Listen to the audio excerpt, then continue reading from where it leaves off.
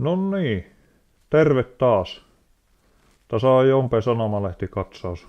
Mä oon palannut arkeen se raskaa sortsireissun jäljestä. Ja täytyy sanoa, että tuntuu kyllä mahtavalta, kun tässä saa lukia taas ihan kotoisia lehtiä ihan kotosalla kielellä. Ja täällä on heti politiikasta tämmönen hirviä skandaali, kun tämä on tämä Paavo Arhimäki, sehän on harrastanut pilikkikalastusta eduskunnassa, mutta kallaa ei ole tullut kumminkaan siellä.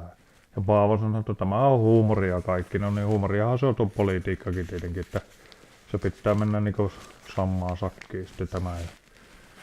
No sitten täällä on näistä telekkariohjelmista on tietenkin ihan hirviänä kaikkia uutisia niinku tämmöistä, että näitä vanhoja telekkarisarjoja menty hävittämään. Niin tuolla oli aikanaan oli mahtava tämä Me Tammelat ja sitten oli tuo Heikki ja Kaija ja ne jaksot kuulemma jyrätty ylitte niistä nauhoista. Ja sitten kivikasvoistakin on vejetty suuri osa kaikista niistä jaksoista tuhottu ja sehän on kulttuurihistoriallisesti kuulemma ihan korvaamaton homma tämä nyt. Ja Merirosvoratiostakaan ei ole paljon mitään enää jäljellä. No olihan ne mahtavia silloin aikanaan ja nyt tähän hirveänä kohisee siitä puttouksesta. Minä en ole sitä kattonut, mutta kyllä mun täytyy sanoa, aha se mahtava nainen, se Ansku siellä.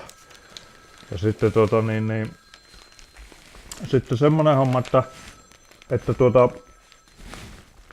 tuossa oli vielä näistä urheilujuttuista sen verran, kun tämä Selänteen Teemu, niin sehän on tämä Teemu ja Sirpa, niin nehän on ollut 25 vuotta naimisissa ja ovat kuulemma ikionnellisia ja en tiedä sitten miten se sitten mahtaa, kun se 30 vuotta tulee täyteen, että jatkuuko se, toivotaan, että se jatkuu vielä se 30 vuottakin. Sehän ei aina ole niin sanottua sitten kuitenkaan, mutta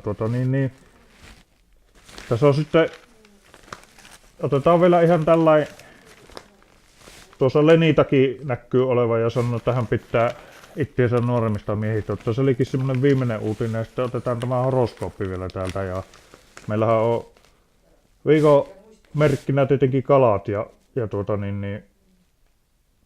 kalloille sanotaan sillä lailla, että kiitäpä kun on kiittämisen aika, kun näähän tiedät hyvin, että kuinka paljon semmoista kannustavampaa on kuulla kauniita kuin kylmiä sanoja.